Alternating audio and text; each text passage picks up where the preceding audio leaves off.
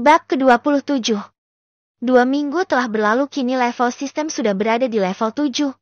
Pohon digital yang ia panen hanya mencapai level ke-4. Ini sepertinya karena aku hanya melakukan misi harian biasa dan seperti yang sistem bilang membantu orang lain tanpa perlu menjadi dikenal adalah ibarat pupuknya. Haruskah aku membuat yayasan? Namun seperti kata Arthur, membuat sebuah yayasan harus jelas perizinannya, pemiliknya dan struktur organisasinya. Namanya akan dikenal publik. Yang tentu saja itu tidak akan berpengaruh bagi pohon digitalku. Aryan merenung sejenak. Ia hanya mendapat peningkatan pasif income menjadi 1 juta bit per jam dan 20 benih pohon digital yang sudah ia tanam. Sementara mansion gedung utama telah selesai, hanya butuh beberapa finishing dan penataan interior. Mansion itu terdiri dari 3 tingkat dan terdapat 30 kamar tidur, dapur dan ruang makan yang luas. Fire Caleb memang benar-benar seorang profesional yang hebat. Ia bahkan menyelesaikan tugas 3 minggu hanya dalam 2 minggu penyelesaian. Besok gedung utama mansion telah siap untuk ditempati. Malam itu Aryan dan seluruh anggota keluarganya sedang berkemas bersiap pindah ke mansion mereka. Arthur, Nian, Lily, Gretz, Lucia dan Aryan sedang berada di sebuah kafe mendiskusikan banyak hal. Uang di rekening Aryan ada 500 miliar bit. Aryan menyerahkan semuanya kepada Nian untuk mengelolanya. Semua perizinan telah selesai. Arthur sedang mengincar beberapa tanah di sekitar mansion dan sedang bernegosiasi dengan para pemiliknya. Brand pakaian sudah mulai berproduksi dengan skala kecil. Rumahan Lily dan Nian telah membeli sebuah gudang pertanian menjadi tempat produksi pakaian dengan brand Abian. Mereka sedang menunggu Fire Caleb. Aryan meminta Caleb juga membuat mes bagi karyawan yang terletak di samping tempat produksi. Lily, Gretz dan Lucia telah membeli bahan dengan kualitas terbaik sesuai perintah Aryan. Meeting malam itu selesai, Fire menyetujui untuk membuat mes karyawan. Aryan juga meminta dibuatkan kafetaria yang menyediakan makanan yang bergizi untuk karyawan, dan baik mes maupun makanan itu semua gratis. Apa itu tidak berlebihan, Tuan Pine? Jika Anda memberikan tempat tinggal dan makan gratis padahal upah yang Anda berikan 5 juta bit per bulan untuk karyawan, sudah di atas upah minimal standar Riversun, ungkap Nian. Namun Aryan tetap menyetujui hal itu. Ia berpikir mungkin dengan melakukan pemberian upah yang lebih dari cukup, makanan dan tempat tinggal yang layak huni, ia akan mendapat hadiah lebih banyak dari sistem. Saat itu pukul 11 malam. Aryan belum tidur di kamar motelnya. Ia sedang berpikir tentang suatu hal. Tiba-tiba notifikasi dari sistem membuyarkan lamunannya. Ding dong, selamat host, 20 pohon digital yang Anda tanam telah panen di level 5. Uang sebesar 2 triliun bit akan masuk ke rekening Bank Prime Host secara bertahap agar terlihat SACARA natural. Lihat, tepat sesuai dugaanku. Kemungkinan ini karena keputusanku tadi. Jumlah karyawan di pabrik ada 40 orang. Dengan membantu mereka sesuai rencanaku, maka akan tercipta hal seperti ini. Benarkan sistem. Benar, host. Semakin Anda menyebarkan kebaikan, maka semakin tinggi kemungkinan pohon digital yang dipanen dan Anda hanya tidak perlu dikenal publik. Aryan tidur dengan tenang malam itu. Keesokan paginya Gretz dan Lucia telah menyewa bus untuk membawa mereka ke mansion baru mereka. Aryan menatap berbinar kepada bus itu.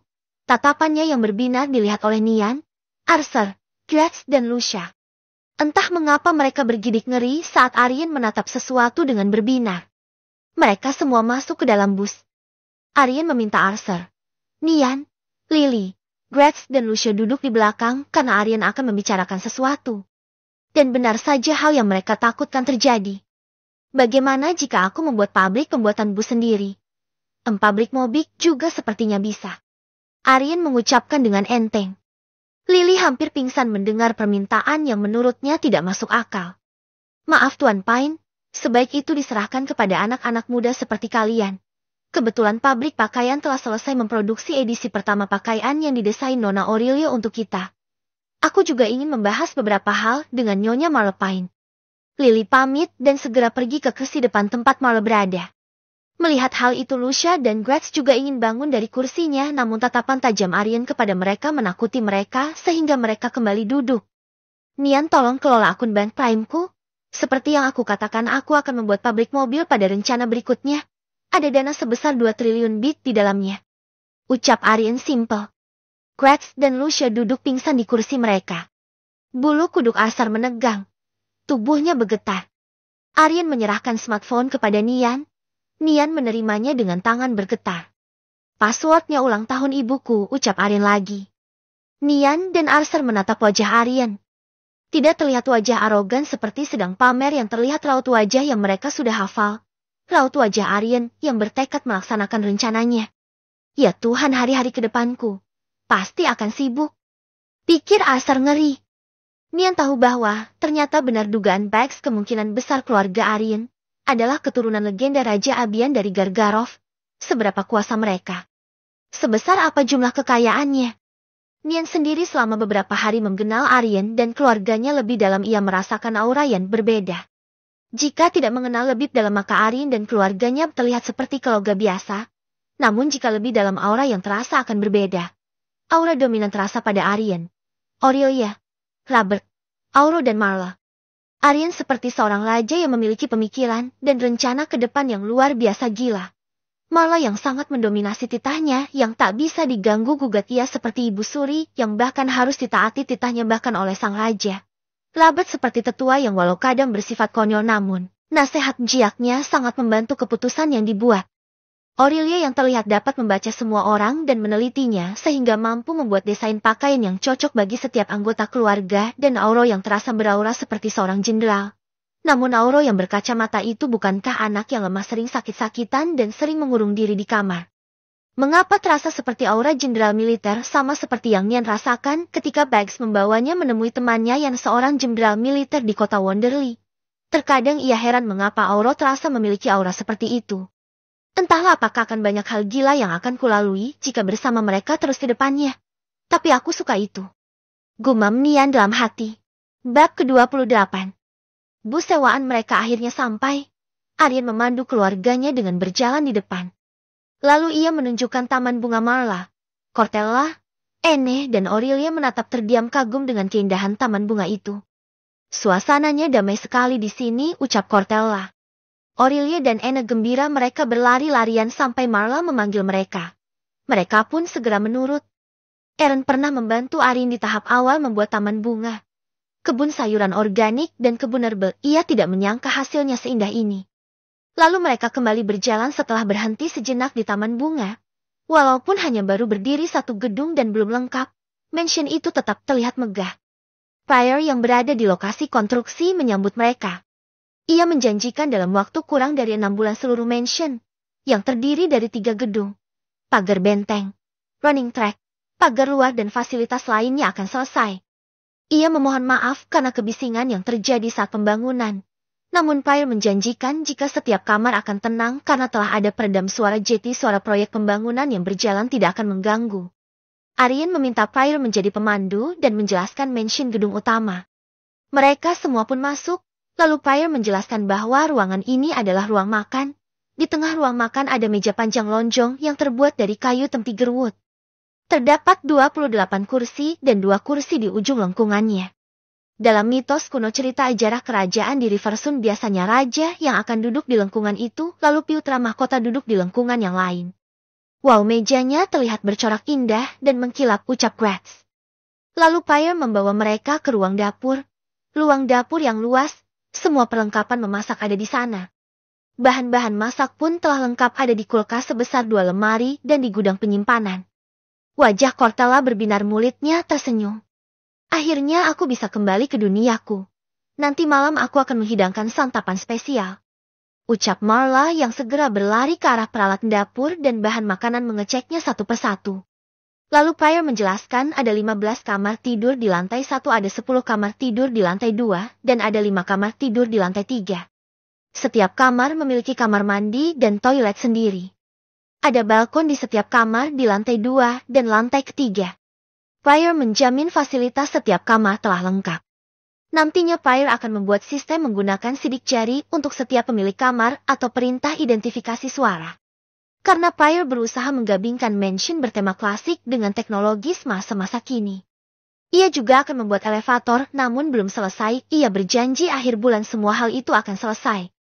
Banyak hal yang ingin dijelaskan Pryor, namun ia pikir menjelaskannya nanti saja bertahap. Ia merasa jika menjelaskan terlalu panjang lebar akan membuat yang mendengarnya lelah.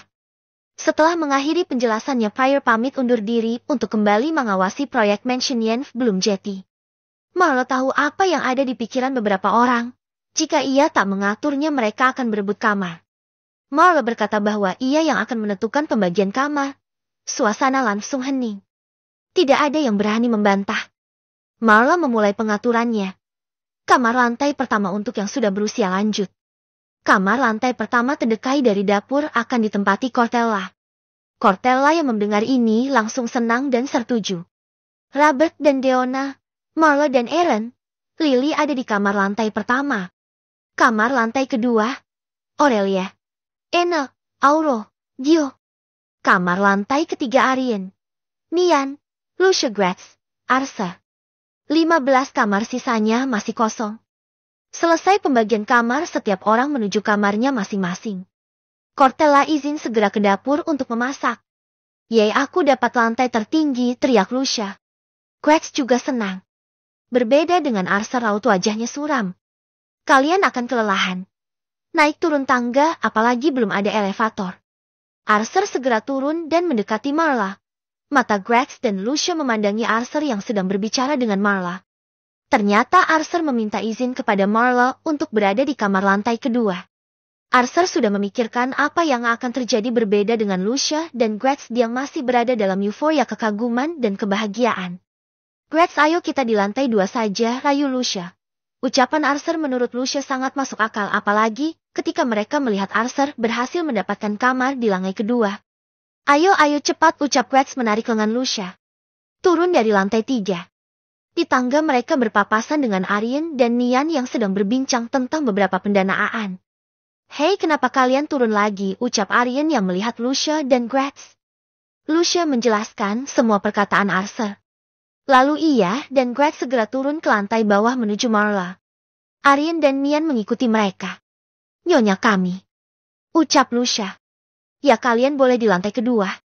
Gratz dan Lucia tersenyum senang dan segera memilih kamar mereka. Arien dan Nian mendekat. Belum Arien berbicara, Marla sudah berbicara. Tidak, kalian tidak boleh di lantai 2. Jika semua di lantai 2, siapa yang menempati lantai 3? Marla segera pergi menuju ke dapur untuk melihat apakah Cortella membutuhkan bantuannya. Arien dan Nian saling menatap dan terdiam. Wajah keduanya merah, lalu keduanya menatap ke arah lain. Di lantai 3 hanya ada aku dan Nian. Jangan berpikir yang aneh-aneh, pikir Arien. Tidak jauh berbeda hal itu juga yang ada di dalam pikiran Nian. Setelah hening beberapa saat, keduanya memutuskan kembali ke lantai 3. Arien memilih kamar yang di tengah, sementara Nian di kamar sebelahnya. Arien masuk ke dalam kamar dan melihat suasana kamar tersebut dan fasilitasnya yang lengkap. Ia berbaring di tempat tidur sambil berpikir sejenak.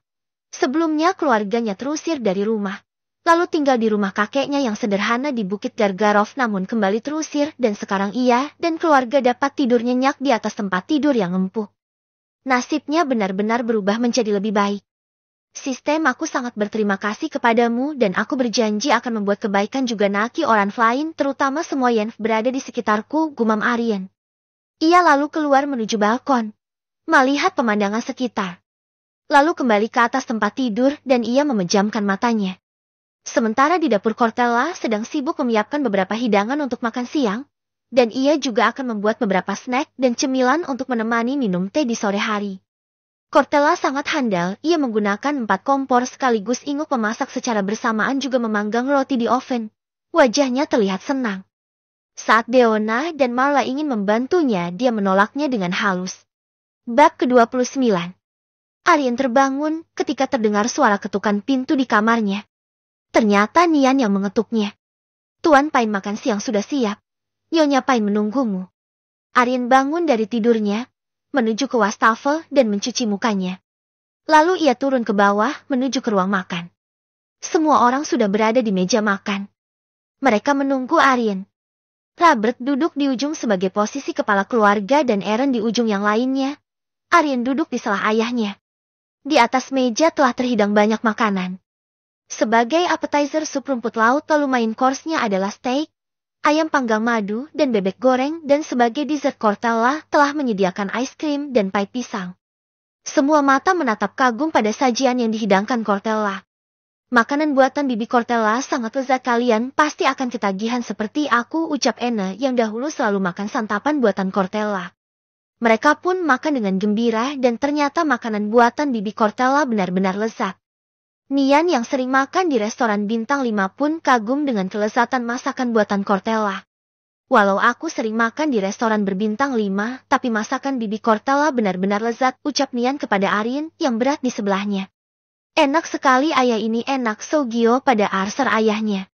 Arthur mengusap kepala anaknya. Otto menyantap bebek goreng dengan penuh semangat. Ini enak sekali, pikir Otto sambil terus makan. Robert berkata, Cortella daging bebek ini lembut sekali. Deonna juga menimpali. Ya, bumbunya juga sangat meresap, terasa kaya akan rempah-rempah. Lily berkata, steaknya juga lembut, aku suka steak medium rare seperti ini, tekstur dagingnya lembut dan juicy. Cortella merasakan kebanggaan terhadap pujian-pujian tersebut. Bibi Cortella, apa kau perlu juru masak lain untuk membantumu? Tanya Aryan. Tidak, Tuan Pine. Apakah menurutmu hidanganku tidak enak? Tanya Cortella. Tidak, bukan itu maksudku. Aku hanya ingin Bibi tidak terlalu lelah dalam memasak sehingga aku pikir Bibi perlu asisten. Ucap Aryan. Oh maaf Tuan Pine, aku kira Anda tidak menyukai masakanku, ujar Cortella. Jadi apa ada orang yang mau Bibi rekomendasikan sebagai asisten Bibi? Tanya Aryan. Ada Tuan, kalau boleh, mereka dulu adalah asistenku saat di keluar Hatfield. Apakah aku boleh merekomendasikan mereka? Walau mereka masih muda, namun mereka sangat cekatan dalam membantu. Ungkap Cortella. Baik Bibi, hubungi mereka dan aku berjanji akan memberi mereka upah yang sepadan jika mereka bekerja dengan baik. Ucap Aryan. Terima kasih Tuan Pine, ucap Cortella. Ibu, aku akan menyerahkan sementara tugas mengatur rumah dan perekrutan asisten kepadamu. Karena aku, Nian dan Arthur akan sibuk beberapa hari ke depan. Begitu juga dengan Lily, Crax dan Lucia. Edisi pertama pakaian yang didesain Aurelia sudah akan dikirim ke sini esok pagi. Ucap Aryan. Marla menyanggupinya, dan kemudian mereka semua kembali melanjutkan makan. Anne, Gio dan Aurelia makan terlalu banyak es krim di hidangan dessert. Hingga akhirnya mereka bertiga merasakan perutnya sakit saat sore hari. Aurelia menangis tidak berhenti-henti. Anne meneteskan air mata, dan Gio merengek kesakitan. Nian akhirnya memanggil dokter kenalannya. Setelah beberapa lama dokter itu datang bersama seorang perawat. Nama saya Dr. Larsen Pam dan ini mahasiswi yang sedang magang di tempat saya, Elena Liable, ucap Dr. Larsen. Keluarga Arin menyambut mereka dengan ramah, lalu keduanya dibawa ke kamar di mana Aurelia, Anne dan Gio berbaring kesakitan. Dr. Larsen seusia dengan Robert, rambutnya yang memutih dan kerutan di wajahnya yang menunjukkan usia senjanya tidak membuat profesionalitasnya menurun. Ia meminta Elena untuk memeriksa ketiga anak itu. Elena memeriksa mereka. Liable, sepertinya aku pernah mendengar nama keluarga itu, pikir Aryan. Elena saat itu memakai masker dan penutup rambut. Setelah mendiagnosa, Dr. Pam lalu menelpon pegawai di apoteknya untuk mengantarkan obat yang diperlukan. Sambil menenangkan situasi bahwa keadaan ketiga anak itu akan baik-baik saja. Untuk sementara jangan biarkan mereka makan es krim terlalu banyak. Saran Dr. Pam. Oh ya Nian, aku baru tahu ada mansion di tanah ini. Kulihat juga ada taman bunga, bolehkah aku berkeliling melihat taman bunga itu? Aryan setuju dan menjelaskan bahwa ada taman bunga, kebun sayuran organik dan kebun herbal. Oh benarkah, sungguh mengagumkan, ucap Dr. Pam. Lalu Aryan mengantar Dr. Pam dan Elena berkeliling. Robert ada di sebelah Dr. Pam. Mereka setelah berkenalan lalu menjadi banyak obrolan yang mereka perbincangkan. Seperti teman lama yang baru kembali bertemu, apalagi hobi mereka sama yaitu memancing. Aryan terpikir. Sebaiknya aku akan meminta Primer untuk membuat spot untuk memancing. Hari menjelang sore ketika Aryan, Robert, Dr. Larsen dan Elena berada di kebun herbal. Melihat herbal yang ditanam, Dr. Larsen antusias dan berkata, Tuan Pine, bolehkah jika suatu saat nanti aku membutuhkan beberapa herbal dari sini? Tenang, aku akan membayarnya. Ucap Dr. Larsen berharap. Tentu saja, dan Anda tidak perlu membayar, ucap Aryan sambil tersenyum. Ah tidak Tuan Pine. Aku merasa tidak enak jika tidak membayar. Ucap Dr. Larsen lagi. Tidak Dr. Larsen. Aku sungguh-sungguh jika Anda perlu ambil saja. Namun aku punya permintaan karena aku sangat sibuk ke depannya. Mungkin Anda mau sering berkunjung ke sini menemani kakekku. Ucap Aryan melihat raut wajah kakeknya yang terlihat bahagia seperti memiliki teman baru. Ya tentu, aku dan Robert bahkan berencana pergi memancing dalam beberapa hari ke depan. Ucap Dr. Pam. Kau punya cucu yang baik, Robert. Dia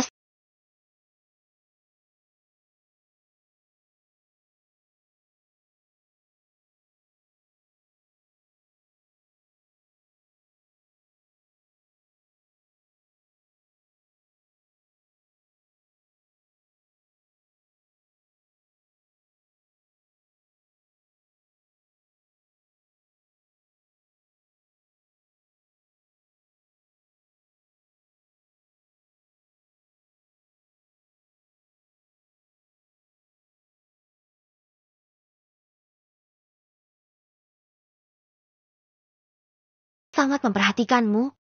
Ucap Dr. Pam. Ya dia memang anak baik. Tapi dia belum memberikanku cicit. Andai dia memberikanku cicit, di usia senjaku seperti ini dapat melihat cicit akan sangat membahagiakan. Ungkap Robert. Ya kau benar. Robert, di usia kita seperti ini akan sangat membahagiakan bisa melihat cicit. Cucuku ini Elena. Aku juga berharap mendapat cicit, namun dia selalu menolak membahas pernikahan. Bagaimana kalau kita jodohkan saja mereka berdua? Siapa tahu setelah setahun pernikahan mereka kita akan diberi cicit. Ucap Dr. Larsen belak-belakan. Kedua orang tua itu berbicara seenak mereka tanpa memperdulikan Aryan dan Elena yang ada di belakang mereka. Elena hanya menunduk. Sementara Aryan menggaruk-garuk rambut di kepalanya. Ribet sih ini udah, gumam Aryan. Bab ke-30. Hujan tiba-tiba turun dan semakin lebat. Aryan, Robert, Dr. Larsen dan Elena kembali ke mansion. Nian berkata kepada Dr. Larsen. Dr. Larsen, sebaiknya Anda menginap di sini, hujan sepertinya akan semakin lebat. Jalan di sini menuju kota masih belum terlalu rapi, saat hujan akan banyak genangan dan berbahaya dilalui saat hujan turun dengan derasnya seperti ini. Nian merayu agar Dr. Larsen dan Elena menginap. Robert juga menyetujui, ia akan punya teman minum dan bicara malam nanti. Dan ternyata tepat apa yang telah disampaikan Nian, hujan turun deras sampai petang. Kali ini mereka sedang menyiapkan makan malam. Cortella telah menyiapkan sup labu manis untuk appetizer. Main course-nya adalah tumis kerang hijau, sop bebek dengan jahe, ayam panggang, tempe mendoan dan tahu sutra goreng dengan saus teriyaki. Sementara untuk dessert, Bibi Cortella menyiapkan jahe hangat dengan madu. Makanan disajikan pas dengan cuaca hujan yang dingin. Dr. Larsen takjub melihat makanan di meja, apalagi setelah mencobanya dia merasa lidahnya sangat dimanjakan. Sementara Elena berada di sebelah kamar Nian. Nian meminjamkan pakaiannya karena pakaian yang dikenakan Elena basah karena hujan. Elena masuk ke dalam kamar. Kamar ini nyaman, dan ada balkon di luar. Oh ya, aku harus segera mandi. Elena masuk ke dalam kamar mandi dan segera menyalakan shower. Setelah selesai ia mengenakan jubah mandi yang tersedia dan menggunakan pakaian yang telah disiapkan Nian. Saat keluar kamar Elena berpapasan dengan Aryan. Aryan terkejut melihat penampilan Elena. Rambut Elena yang panjang sebahu berwarna putih. Mereka berdua diam saling menatap sejenak. Lalu Nian yang menghampiri keduanya dari sebelah kanan Aryan segera menggandeng tangan Aryan. Hei, ayo cepat turun, walau Bibi Cortella memasak banyak makanan. Makanan yang lezat itu bisa saja habis. Elena gandeng tangan sebelah kiri Aryan. Dia kalau berjalan lama. Ucap Nian. Baik, ucap Elena. Elena dan Nian berada di samping kanan dan kiri Aryan menggandengnya turun tangga. Belakangan ini Aryan memang terkenal dengan jalannya yang lambat, kadang suka berhenti karena ia selalu berbicara dengan sistem saat ia berjalan. Saat ketiganya terlihat di tangga hendak turun, suasana meja makan penuh dengan suara saling berbisik. Larsen, lihat itu cucumu cocok dengan cucuku, bukan, ucap Robert. Dr. Larsen yang ada di sebelahnya juga bergumam, tapi lihat cucumu sepertinya sudah mempunyai calon, ucap Dr. Larsen. Tidak masalah. Cucuku itu sangat bertanggung jawab, bahkan jika ia memiliki pasangan lebih dari satu aku yakin ia akan menjadi suami yang bertanggung jawab. Ucap Robert. Ya kau benar, yang dilihat dari seorang pria adalah tanggung jawabnya. Ayo kita lanjutkan makan. Makanan di sini benar-benar enak. Ucap Dr. Larsen. Malah melihat Aryan berjalan dengan dua orang gadis di kanan dan kirinya, ia mempunyai rencana dan bergumam lirih. Sepertinya Aryan sudah saatnya beristri. Aku akan mendidik kedua gadis itu menjadi istrinya. Marla tersenyum dan gumaman itu terdengar oleh Lucia dan Gratz. Mereka berdua bergidik ngeri. Bulu kuduk mereka berdiri mendengar kata mendidik yang keluar dari mulut mereka. Apalagi melihat senyum Marla. Senyuman itu bagaikan senyuman iblis mirip dengan senyum Aryan. Orang awam pasti tidak akan mengerti. Namun mereka berdua yang dalam kesehariannya bersama Aryan dan Marla pasti akan mengerti apa yang akan terjadi jika senyum itu muncul keluar. Ibarat monster yang terpenjara berhasil keluar dan akan menghancurkan seluruh muka bumi. Apapun yang terjadi akan terus dihantam. Mendidik, pikir Lucia ketakutan ia dan Gratz saling menggenggam tangan satu sama lain. Mereka pikir Nian dan Elena akan mengalami hari yang panjang dan berat ke depannya. Elena, Aryan dan Nian duduk berdampingan di 3 kursi kosong yang tadinya ditempati Auto, namun malah memelototi Auro untuk pindah. Mereka bertiga duduk dan semua tatapan menatap ke arah mereka. Kak Aryan cocok, ucap Ena. Kak Aryan mau menikah, ucap Aurelia. Elena melihat ke arah 2 bocah perempuan yang bersuara tadi. Bukankah mereka anak kembar yang tadi sakit perut, pikir Elena. Ena dan Aurelia memang semakin mirip, bahkan mereka berdua selalu kompak menyamakan bentuk rambut dan pakaian mereka. Mereka kemanapun selalu berdua. Mendengar Ena dan Aurelia yang lain bertepuk tangan, Arthur bertepuk tangan paling keras, dan tersenyum lebar. Awas kau Arthur, ucap Aryan. Tenang Tuan Pine, kamu memang sudah harus menikah. Setuju? Tanya Arthur memprovokasi yang lain. Setuju. Marla berkata, ya kau harus menikah Aryan. Ucapan simpel yang dikeluarkan Marla menyentak Aryan dan Nian. Elena belum mengerti, hanya melihat tiba-tiba wajah Arthur dan Nian pucat pasi. Elena dan Nian, kalian akan jadi menantuku. Tubuh Nian bergetar hebat, ada rasa gembira di hatinya namun lebih banyak rasa takut dan gelap saat melihat senyum Marla.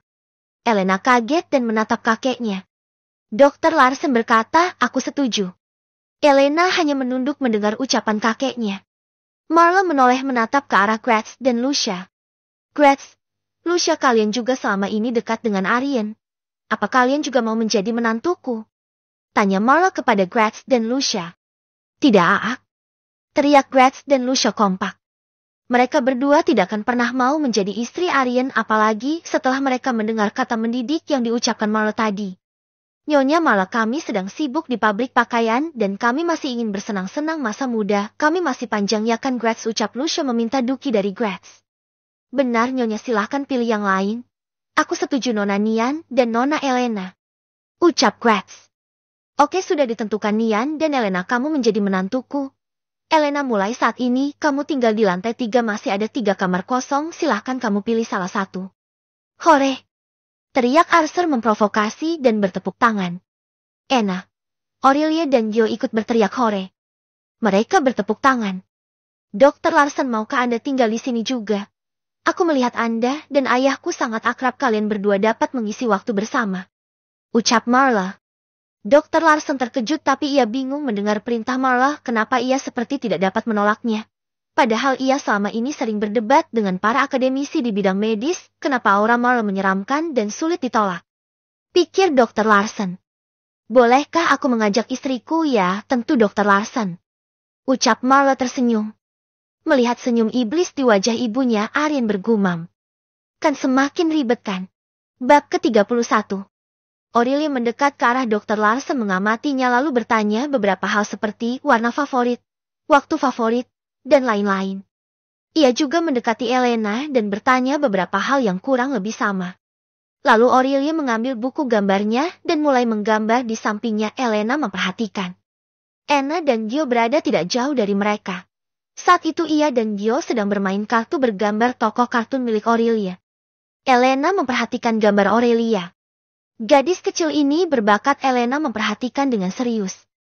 Dalam waktu 20 menit 8 buah gambar desain jadi ia menyerahkan gambarnya kepada Lily. Lalu kembali ke Elena. Semoga nanti kamu menyukai pakaian yang kubuat untukmu, ucap Aurelia sambil tersenyum. Elena mengusap kepala Aurelia.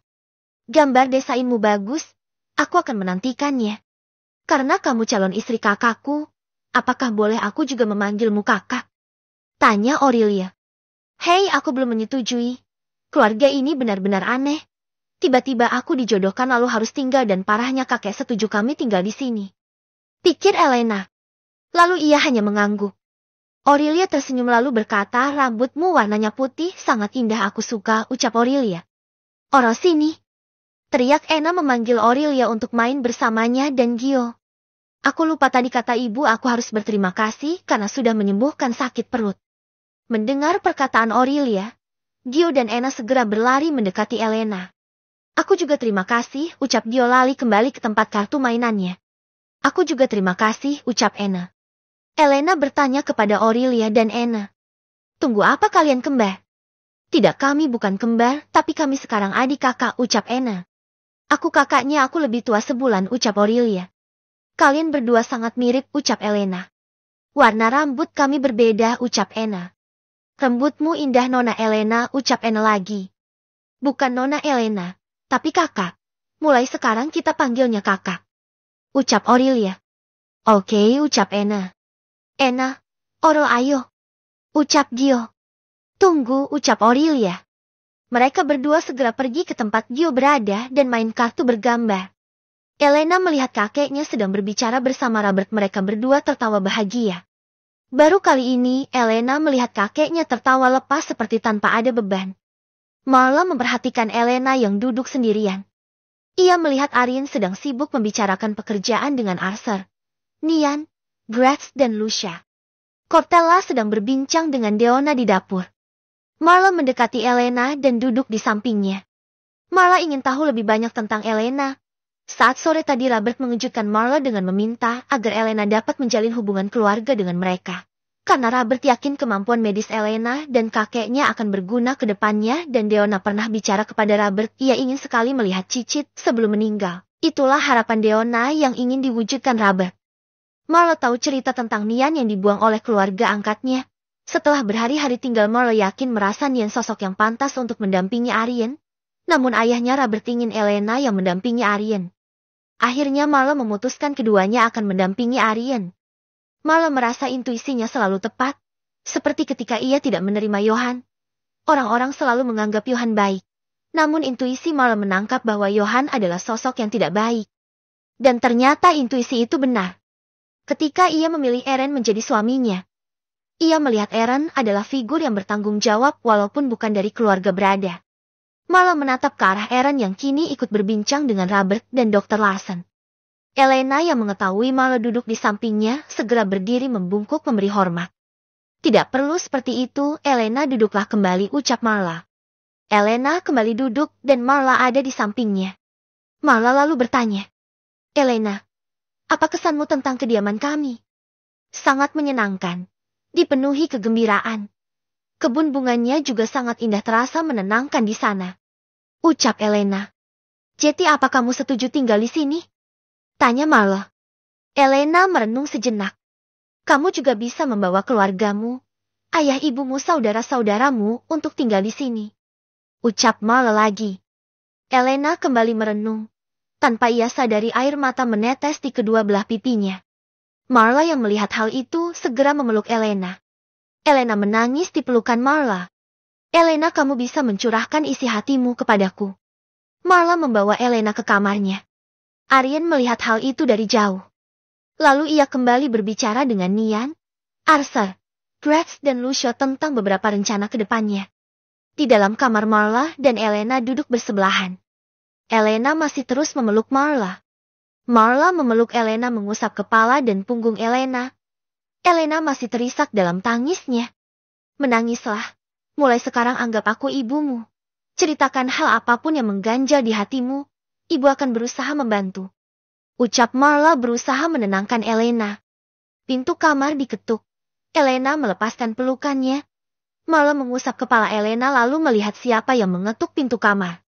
Di luar berdiri Cortella, yang membawakan teh hijau aroma melati dan cemilan kue coklat lembut. Nyonya, Tuan Arjen meminta saya membuatkan teh hijau aroma melati untuk relaksasi yang biasa Tuan Robert minum, dan kue coklat ini juga akan membantu relaksasi, ucap Cortella. Lalu Cortella kembali ke dapur. Marla berpikir, oh rupanya anak itu memperhatikanku dan Elena. Marla membawa satu teko teh hijau dan sepiring kue coklat itu ke meja di hadapan Elena. Marla menuangkan teh hijau ke dua cangkir teh yang tersedia. Minumlah tehnya, dan makan kue coklat ini. Kue ini sangat lembut. Cobalah, ucap Marla. Elena yang awalnya menolak namun setelah dipaksa akhirnya menuruti meminum teh dan mencicipi kue coklatnya. Dan perasaannya agak membaik setelah itu. Marla mengelus kepala Elena. Elena merasakan kasih sayang seorang ibu yang belum pernah ia rasakan. Itu karena ibunya meninggal saat melahirkan Elena. Setelah itu, ia hanya tinggal bersama kakak perempuan dan ayahnya sampai ia tumbuh besar dan masuk perguruan tinggi. Namun akibat suatu hal ia terpisah dengan kakak perempuan dan ayahnya. Juga ia terpaksa keluar dari kuliahnya dan juga memutuskan kabur dari rumah. Untungnya saat itu ia ingat bahwa Dr. Larsen Pam yang ada di Riversun telah menganggapnya sebagai cucu perempuannya. Jadi Elena memutuskan pergi kabur dari rumah ke Riversun. Melihat Elena yang semakin tenang dan agak baikan, Marla merasa lebih baik. Marla lalu berkata, Elena, maukah kamu menceritakan kesedihanmu pada ibu? Bab ke-32. Marla marah, wajahnya memerah menyala. Keluar dari kamarnya ia memanggil Arien untuk berbicara empat mata dengannya. Bu, ada apa? Tanya Arien melihat sikap ibunya yang tiba-tiba berubah. Ia menyodorkan secangkir teh hijau kepada ibunya. Marla berusaha menenangkan dirinya terlebih dahulu. Arien terdiam melihat sikap ibunya. Emosi Marla mereda setelah ia meminum teh hijau yang diberikan oleh Arien. Marla menghela nafasnya perlahan demi perlahan. Ia memejamkan matanya sejenak lalu ia membuka matanya, meminum teh hijau kembali. Meneguknya dengan perlahan. Amarahnya mereda. Emosinya sudah dapat ia kendalikan dengan tenang. Ia menatap Arien lalu berkata, kamu harus nikahi Elena dengan cepat. Jika kamu menyukainya, nikahi juga dia bersama. Tidak perlu menunggu waktu lama. Ucapan Marla menyentak Arien membuatnya terkejut. Ada apa dengan ibuku? Pikir Arien bertanya-tanya. Arien ingat tadi ibunya berbicara dengan Elena di kamar. Elena terlihat wajahnya sedih dan Marla berusaha menenangkannya. Namun kenapa sekarang ibunya jadi aneh seperti ini? Arien seperti biasa tidak berani menatap mata ibunya jika sedang berbicara. Tatapan ibunya terlalu tajam. Apalagi jika sedang amarahnya memuncak atau sedang dalam keadaan duka seperti dulu saat Eren sakit. Ibunya kadang sangat baik namun bisa berubah menjadi sangat galak dan jahat. Apa semua wanita seperti ini? Pikir Arien. Arien teringat dulu sifat Eva sangat manis kepadanya. Eva selalu berusaha ada di sisi Arien dan menemaninya saat senang dan sedih, namun sifat Eva berubah ketika ia berkuliah dan menjadi mahasiswi di salah satu universitas di Provinsi Cendana. Arien, apa kamu mendengarkan perkataanku? Ujar Marla. Arien yang melamunkan sejenak masa lalunya kembali tersadar bahwa sekarang ia sedang berbicara dengan ibunya yang membuat keputusan secara sepihak dan tiba-tiba. Bu, sebenarnya apa yang terjadi? Mengapa ibu tiba-tiba marah? Tanya Arien berusaha menyelidik apa yang telah terjadi kepada ibunya di kamar tadi. Apa yang ibunya dan Elena bicarakan sampai membuat ibunya naik pitam seperti ini? Ini tentang Elena, ucap Marla. Kenapa dengan Elena? Jujur Bu, aku belum siap untuk menikah di umurku yang sekarang dan aku masih dalam tahap membuat beberapa rencana ke depannya untuk keluarga kita agar dapat terus memiliki kehidupan yang lebih baik. Ucapku. Nah, kamu harus menikahi Elena. Kisah hidupnya yang tragis dan sekarang ia tidak memiliki wali. Jika dibiarkan dia akan kembali diambil kerabatnya. Ucap Marla. Bu, tolong jangan mengambil keputusan secara sepihak dan tergesa-gesa. Lagi pula Elena masih memiliki kerabat, kita tidak punya hak untuk mencampuri kehidupan Elena. Kita harus bertanya kepada keluarga dan kerabat utamanya terlebih dahulu. Ucap Arien berusaha menjernihkan pandangan ibunya. Namun Marla mengerutkan keningnya, ia menatap ke arah Arien dan berbicara. Jadi kau tidak mau menurutiku? Tanya Marla, tatapannya makin tajam kepada Arien. Bukan Bu, aku tidak bermaksud tidak menurutimu.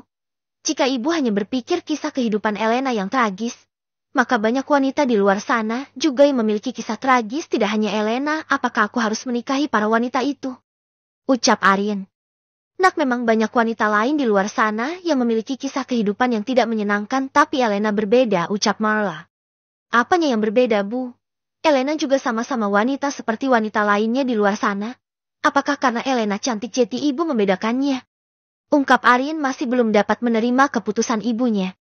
Elena putri kedua dari Dr. Frank Liable dan adik dari Rebecca Liable, ucap Marla. Dek. Mendengar hal itu jantung Arien seakan berhenti. Arien sangat ingat kedua nama itu. Mereka adalah orang-orang yang telah membantu menyelamatkan kesembuhan ayahnya.